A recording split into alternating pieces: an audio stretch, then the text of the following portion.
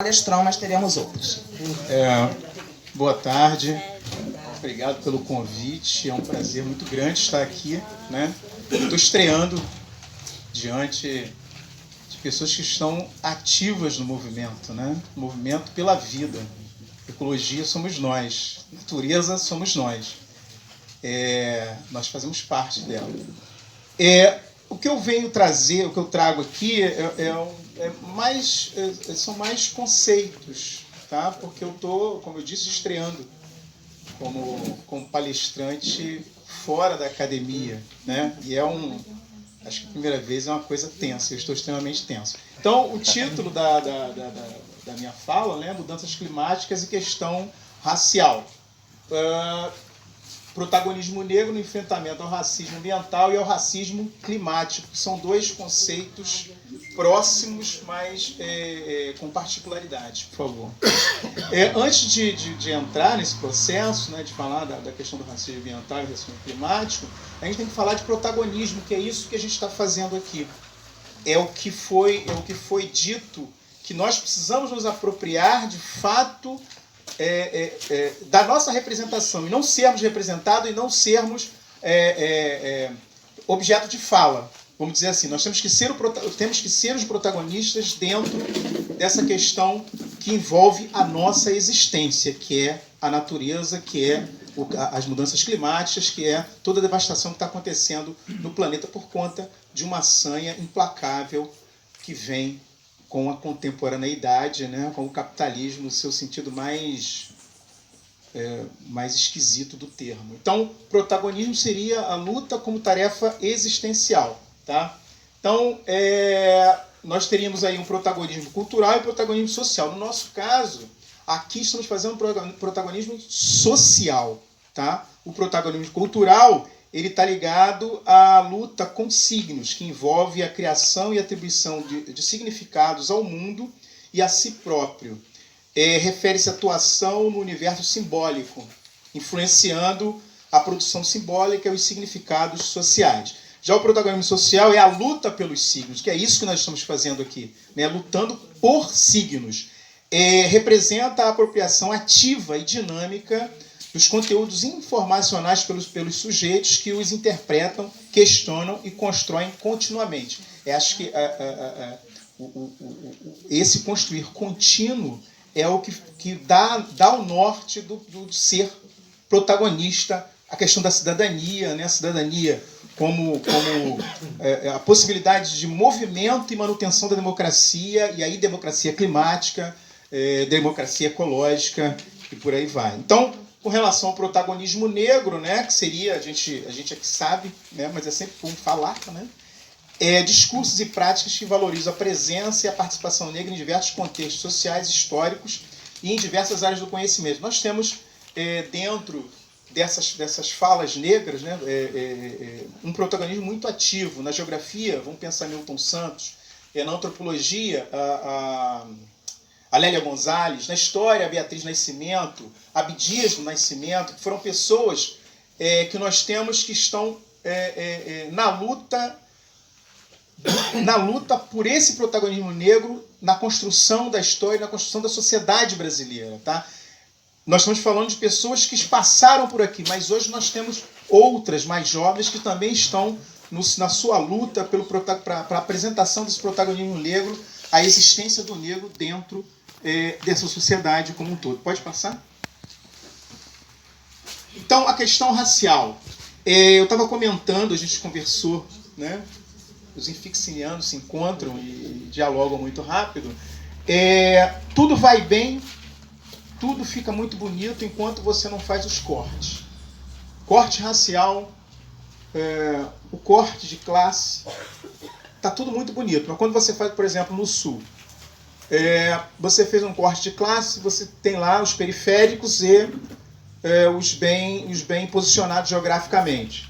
Uns foram mais atingidos, outros não. Mas agora, quando você faz o corte racial, aí você percebe que, ou melhor, vem à tona aquilo que se tenta ocultar, que é a questão. O negro está sempre nas regiões periféricas. E quando você faz o corte, você vai ampliando o teu olhar, as populações indígenas daquele território também estão extremamente afetados com toda essa questão que está acontecendo no sul. Tirando para cá, para o nosso território,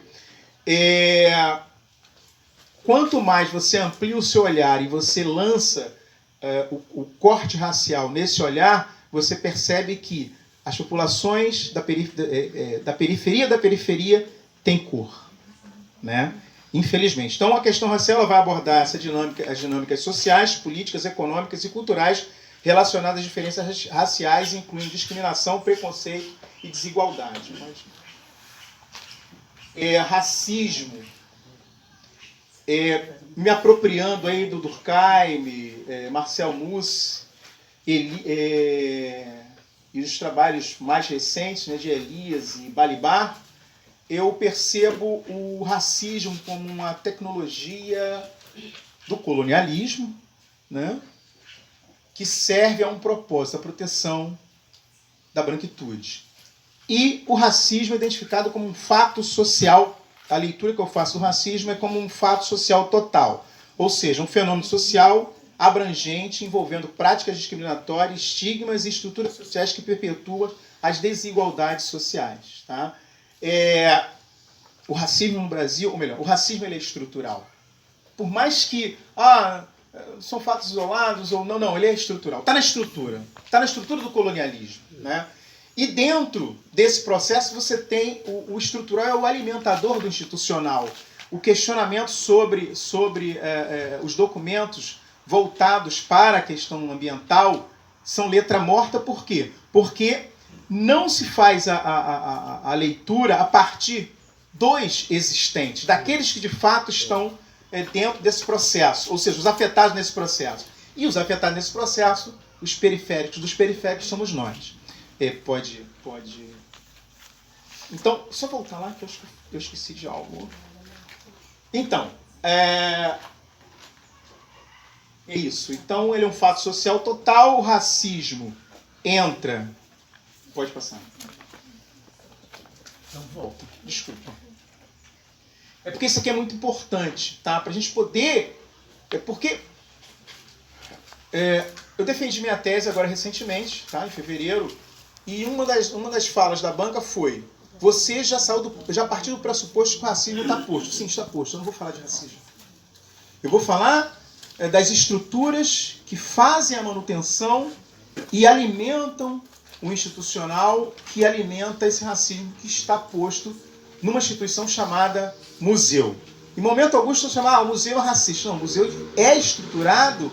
Ele tem a sua estrutura baseada no colonialismo. Logo, ele é uma ferramenta que atua nessa estruturação e nessa institucionalização do racismo entre nós, especificamente nós, que é diferente do racismo estadunidense, né, e diferente do racismo que você encontra na Europa e por aí vai. Então, o racismo é a estrutura institucional, a colonialidade, o alicerce ideológico da branquitude, a branquitude o privilégio simbólico, subjetivo e material. Categorias históricas e sociológicas com estreita relação que moldam estruturalmente as instituições sociais. Isso aí é Cida Bento, tá? Que tem uns trabalhos interessantes com relação à visibilidade da branquitude, esse outro racial que se oculta racializando, né? São estudos que vêm da década de 70, iniciados nos Estados Unidos, e chega aqui para nós com visibilidade há pouco tempo. Tá? Então a colonialidade é um embasamento ideológico e o racismo é a proteção da branquitude através das estruturas e práticas sociais que perpetuam a desigualdade racial aqui entre nós e no mundo. Então, por isso que eu digo que ele é um fato social total. Então, o racismo eu já descrevi, né? A gente já fez a descrição. Agora, existe dentro desse fenômeno histórico, tá? Existe um diferenciador. O racismo moderno é um fenômeno fundamentalmente antinegro e diz respeito ao grupo diferenciado que se torna específico. Ou seja, o negro é identificado como o outro sempre. Quem está falando isso é o Clóvis Moura e o Carlos Moore, tá? Que são pensadores negros, o brasileiro e um cubano, afro-cubano. Um afro-brasileiro e um afro-cubano. Então, quem melhor vai definir esse racismo resultante da modernidade vai ser o Luiz Gordon, que é um martinicano, um filósofo martinicano, que pode dizer o seguinte: o racismo, ele é antinegro. E ficou muito visível isso com relação à guerra lá da Ucrânia, quando as pessoas estavam saindo de trem e os únicos barrados foram os negros, os últimos a serem embarcados, vamos dizer assim. Outras etnias, que a Europa também é étnica e oculta essa etnicidade, passaram tranquilamente. Agora, a etnia, vamos dizer assim, o elemento negro ficou para o final. Por favor. Então, dentro dessa estrutura racializada, nós temos o racismo estrutural, né, que eu também já adiantei. A sociedade brasileira é estruturada, tá, com base nesse processo aí de privilégio de algumas raças em detrimento de outras. Por favor. O racismo institucional, que é alimentado pelo estrutural, tá? Quem aqui no Brasil vai melhor descrever o racismo institucional é o Silvio Almeida. O Silvio Almeida, que vai fazer vai ampliar o nosso leque de observação para essa coisa chamada racismo, tá? Então, o racismo institucional é desigualdades aí dentro das instituições públicas e privadas. Ele é alimentado por quem? Pelo racismo estrutural, por favor. E aí entra uma coisa que, dentro da proposta do convite, né, para falar aqui, é sobre o racismo ecológico, né, o racismo ambiental, o racismo climático. Quando a gente olha de maneira simples, a gente acha que é só isso. Não é só isso. Tem outras camadas. E dentro dessas outras camadas, você tem o racismo ambiental, né, que seria minorias raciais expostas. Você já fez uma boa apresentação disso, né? Onde estão os periféricos? Os periféricos estão nos lixões. Infelizmente, essa é uma realidade. Então, minorias raciais expostas desproporcionalmente a riscos ambientais devido às decisões políticas e práticas institucionais. O estrutural, racismo estrutural, alimentando esse racismo institucional. E eu fiz um longo descrever, porque também para mim é um conhecer, é um outro conhecer, né? Que até então a gente acha que conhece. Só que a gente vai é tipo cebola, né? A gente vai tirando as camadas, tem mais camadas ali dentro. Então, por favor. Racismo climático desigualdades raciais acentuadas pelas mudanças climáticas, afetando mais gravemente as populações marginalizadas. O racismo climático seria algo mais ampliado, tá? Um olhar mais ampliado, enquanto o racismo ambiental seria um olhar mais local, mais regional, tá? Por favor. Então, diferenças entre o racismo climático e o racismo ambiental.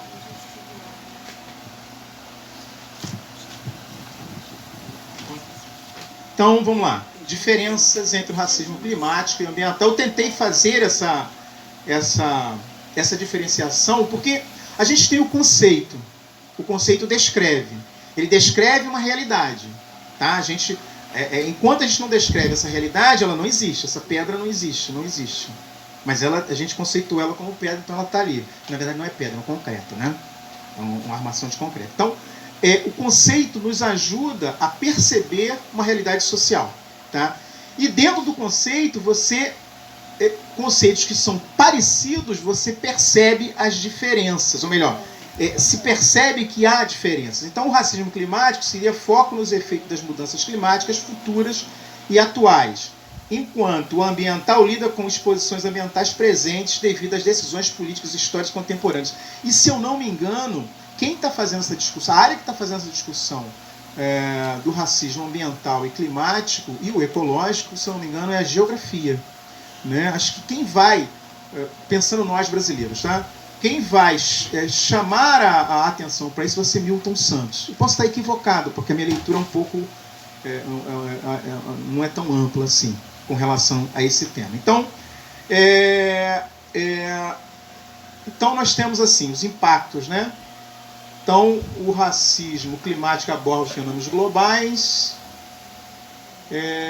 enquanto o ambiental está mais relacionado aos problemas locais e regionais, que é o nosso foco aqui, né? O ativismo. Tá, 5 minutos. Então, vamos lá? Eu acho que eu consegui explicar mais ou menos isso. Pode ir? Então, minhas considerações. Consegui chegar. Minhas considerações, né? Quem são os principais afetados com relação ao racismo ambiental e climático? Né? Quem são os povos impactados? Povos indígenas, né? Esse povo que é ocultado a todo momento, apesar da sua presença bem antes dos europeus chegarem aqui, mas a todo momento é ocultado, violentado, destruído o seu habitat, né? O nosso espaço vital. Quilombolas, ribeirinhos, no caso, os caiçaras, né? Os moradores de áreas periféricas. Eu, como morador, né, querendo ou não, eu ascendi, sei lá se eu ascendi socialmente. Eu fiz sei lá. Deu uma série. Não estou mais no território periférico. Eu continuo na periferia, mas não estou dentro da periferia. Tá? Eu sou de um tempo. Eu sou morador de Ramos, região da Leopoldina, região extremamente cultural, tá? Questão de samba, chorinho e outras coisas mais. E oriundo de uma comunidade chamada, hoje Complexo, mas eu ainda continuo lutando contra esse termo, mas é o Morro do Alemão, né? Com suas diversas comunidades que lá que lá estão, hoje um território extremamente adensado. E o que eu estava comentando quando eu vi a imagem, eu era de um tempo, daquela primeira imagem que você expôs, que era de fato riachos. Eu cheguei a tomar banho nas lagoas que existiam no Alemão, da Serra da Misericórdia, parte da Serra da Misericórdia. Tá? Quando eu falo para as crianças, que sou professor do município, então eu dou aula para criancinhas de 10 a 16 anos. Quando eu me apresento à questão do território, você se apresentar como sendo do território, eu digo, eu sou de um tempo que eu pegava aqueles pitu, que é camarão de água doce, em cachoeira, em quedas d'água que existiam.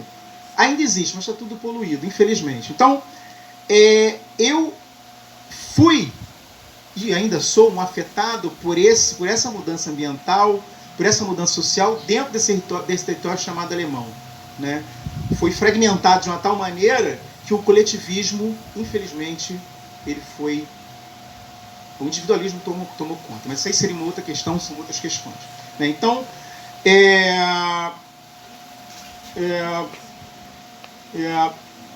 então, penso que nós devemos lutar por esse protagonismo social, tá? Porque só assim a gente pode pensar num plano de resistência contra a redução do espaço crítico e de ação. Eu acredito que eu paro por aqui. Eu ia passar um vídeo, mas o vídeo tem mais de 7 minutos. É melhor não, para a gente não... O vídeo só ilustraria, né? Mas a gente para por aqui. Eu espero que eu tenho problema com o tempo.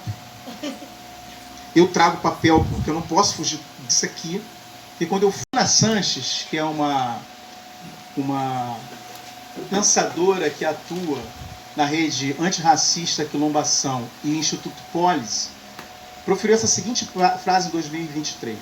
Entender o profundo vínculo entre questões étnico-raciais e degradação ambiental é fundamental para fazer uma crítica efetiva e combater violações de direitos vivenciadas nessa crise climática que está posta. É isso. Bom, temos ainda um espaço para alguém mais fazer pergunta. Não, você já foi. Eu queria só... Já que tem mais uma? Tem mais uma. Então, aí, agora... Ah, tá. Então... por favor. Sou eu? Achei que era... Não, você foi primeiro. Eu vi primeiro. Ui, perdão. Desculpa. A gente levanta e começa... Nossa, eu É bloco. É ver se você quer anotar ou se você vai... Eu vou ver se eu retenho no texto. Boa tarde a todos. Primeiro, queria dizer que a tua fala agora no final, falando da Serra da Misericórdia e lá do Alemão, me lembrou o Verdejar, o falecido poeta, o movimento que ficava ali no Engenho da Rainha, não sei se o senhor chegou a ter contato. Há quase 20 anos atrás foi o que... Nossa, está longe. Foi o que... Eu só queria fazer esse comentário, é um registro que eu acho importante, porque o meu despertar para a agroecologia e para o tema da justiça socioambiental passou por ali, muito no início. Então, fazer esse registro que é muito importante. Se eu não me engano, eu posso estar enganado, mas eu acredito que esse Verdejar fez parte de um processo de reflorestamento de uma região que estava degradada na Serra da Misericórdia. E é muito triste você ver que o mato foi reposto, no entanto a lagoa que estava lá em cima foi dissecada, foi feita uma área de lazer que hoje é um deserto, na região da mina. A mina continua lá, tem a área de lazer, no entanto, as pessoas... Eu estou aqui, a área de lazer está aqui. As pessoas não vão para cá por conta de quê? De um artefato de poder e de destruição fantástica chamado violência, que foi posta no lugar e foi intensificada exatamente para quê? Para que nós não nos víssemos, não lutássemos, né, ficar acuado no meio dessa violência toda. Então, eu confesso que faz muito tempo que eu não tenho mais contato, mas quando o senhor comentou, eu tive que fazer esse registro, porque o poeta faleceu faz bastante tempo, mas foi quem deu início a esse movimento, né, e quem começou esse processo de recuperação de área lá, de reflorestamento, me lembrou, e assim, esse meu despertar passou por lá, quando eu era moleque ainda, né. E uma outra coisa que eu queria também fazer mais um comentário, né, e depois a gente pode aprofundar o debate, mas gostei bastante quando você falou das escalas do racismo, dos impactos, né? Porque assim, a gente olha para a nossa realidade, mas é importante pensar que se a gente for olhar em escalas maiores, a gente faz parte de um complexo gigantesco que alimenta... Nós somos a periferia do capitalismo mundial que alimenta o núcleo do capitalismo mundial. Resumimos isso aos gringos, né? Então, assim, quando o senhor traz essa questão das escalas, eu acho isso importante. E uma outra curiosidade que eu fiquei, aí é curiosidade mesmo, quando você falou vou concluir, da sua defesa, a banca questionou que você o fato de você ter partido de que o racismo está posto, né? Foi um questionamento puramente relacionado à estrutura da tese, assim, que você teria que ter discutido isso anteriormente, ou era uma crença, assim, né, como eu digo, como registro teórico do trabalho, ou era algo que parecia entranhado ali nos integrantes da banca, essa dúvida? Fiquei muito curioso com isso, que eu achei... Não, é bom.